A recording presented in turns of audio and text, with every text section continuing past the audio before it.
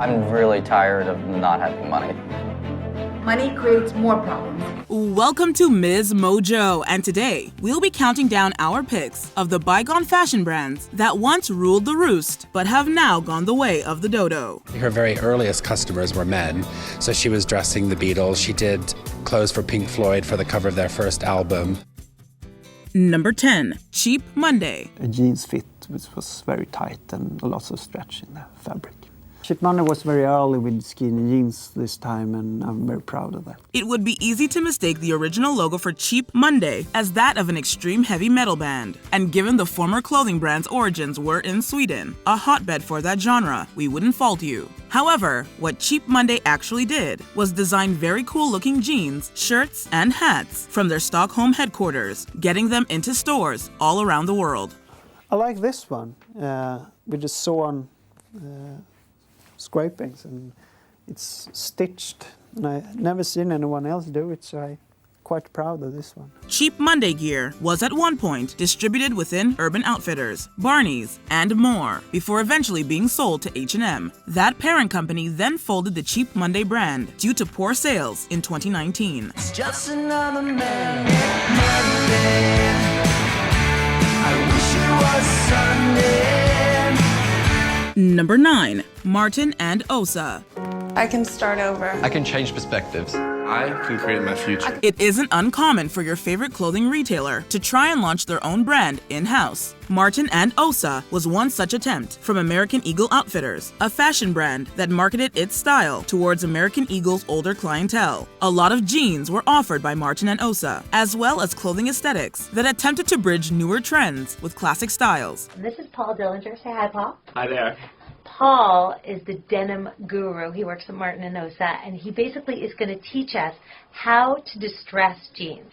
Unfortunately, the brand failed to catch on in a major way and only lasted from September of 2006 to July of 2010, not even making it to a 5-year anniversary. Get over your summer heartbreak with one last summer trip. Number 8. Anchor Blue Clothing Company. I can give you advice all day long, but only you can make fashion happen.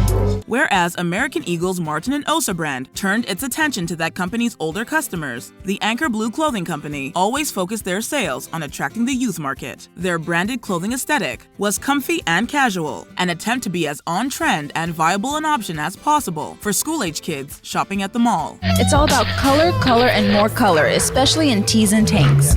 Anchor Blue's history actually dates back all the way to the 1940s, when it was founded under the name Miller's Surplus. However, the company's focus on jeans and military gear eventually saw it pivot to the Anchor Blue brand, whereby the new focus was on original apparel. They freshened up their wardrobe a little bit, definitely digging the new threads. Got a whole new line of shades, some tanks, jeans, threw in some sandals, and yeah, feeling good. The tactic flourished for a while, but Anchor Blue officially shuttered its doors in 2011. Number 7. Arpeja. It was a renegade decade. I think there was explosive color. There were many changes in silhouette. There were changes in the way that clothing was constructed. The fashion boom of the swinging 60s was what inspired Arpeja to tread similar ground after first being incorporated back in 1961. The latter part of the decade, and particularly the 1970s, saw Arpeja develop multiple fashion lines under their brand, including Young Edwardian, Young Victorian, and Organically Grown. Television's Linda Carter, Wonder Woman herself, was a famous Arpeja spokesperson and enabled the brand to flourish into the late 70s. The skirt can be discarded if it should prove cumbersome. The material is indestructible. Oh, it's beautiful, Mother. All good things came to an end, however, and Arpeja was eventually closed in 1979, with those aforementioned lines being sold to companies like Marshalls and TJ Maxx. It's not shopping, it's maximizing. Number 6. Arden B.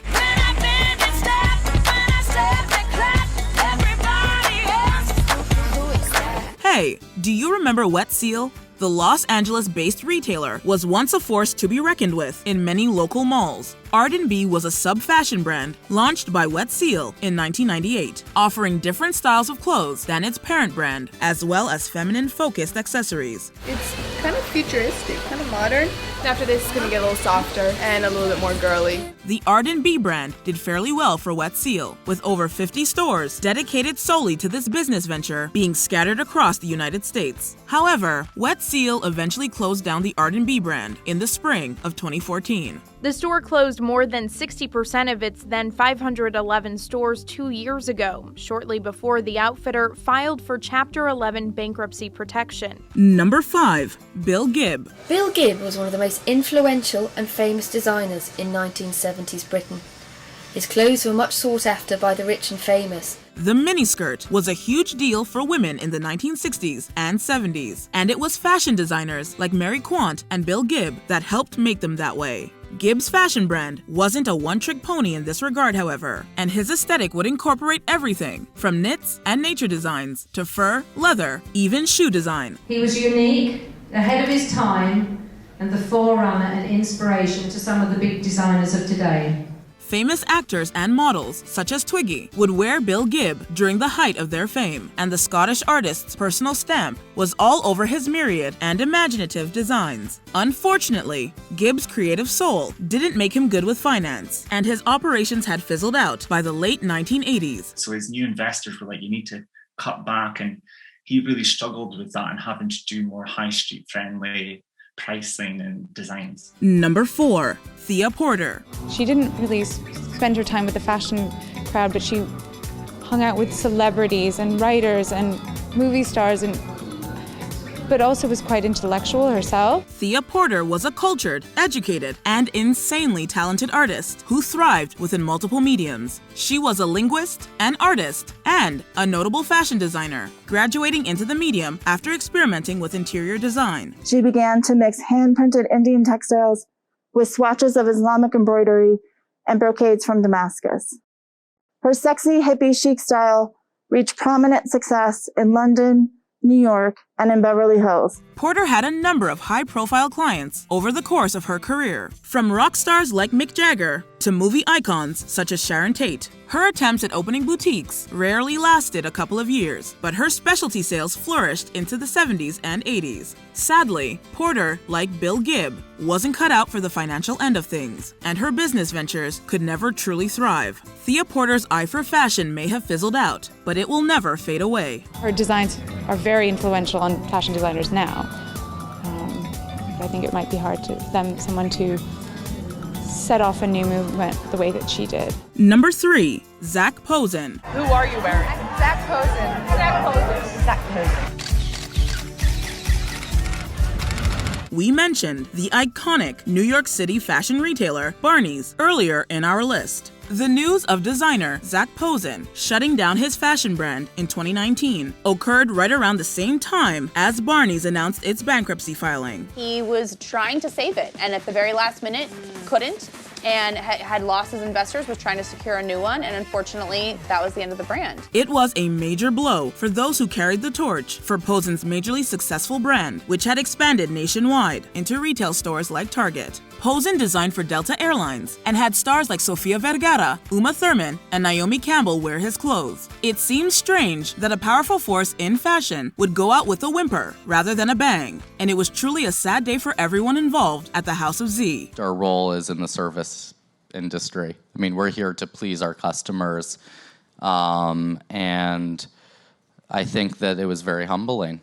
Number 2. Sasson Jeans. If you watched any television during the 1970s, then it's highly likely that you caught multiple different ad campaigns for Sasson Jeans. This American denim company was extremely popular during their day and marketed their clothing in a universally approachable way. This made Sasson Jeans feel like the fancy duds you could afford, yet which also made just about anyone look good.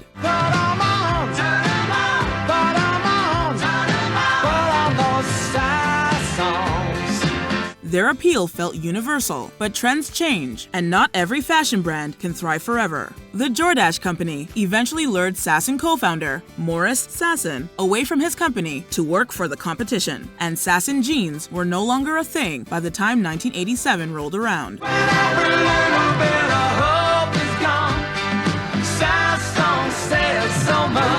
Before we continue, be sure to subscribe to our channel and ring the bell to get notified about our latest videos. You have the option to be notified for occasional videos or all of them. If you're on your phone, make sure you go into your settings and switch on notifications. Number 1. Bugle Boy. Excuse me. Are those Bugle Boy jeans that you're wearing? Why, yes. They are Bugle Boy jeans. Thank you. Bugle Boy's founder, William Moe, actually got his start in the tech field as an electrical engineer. What does this have to do with menswear, you ask? Absolutely nothing, which is why it's so remarkable that Moe was able to pivot in such a huge way. Darling, after 10 years, the only thing I'd change about you is your clothes. Bugle Boy. Why don't you try this one on first? The Bugle Boy brand was everywhere during the 1980s and into the 90s, but failed financially around the dawn of the new millennium. The brand did both traditional fare, like jeans and jorts, as well as trendy experiments of the day, such as parachute pants. Ultimately, however, this Bugle Boy ended up playing taps by the time 2001 came to a close.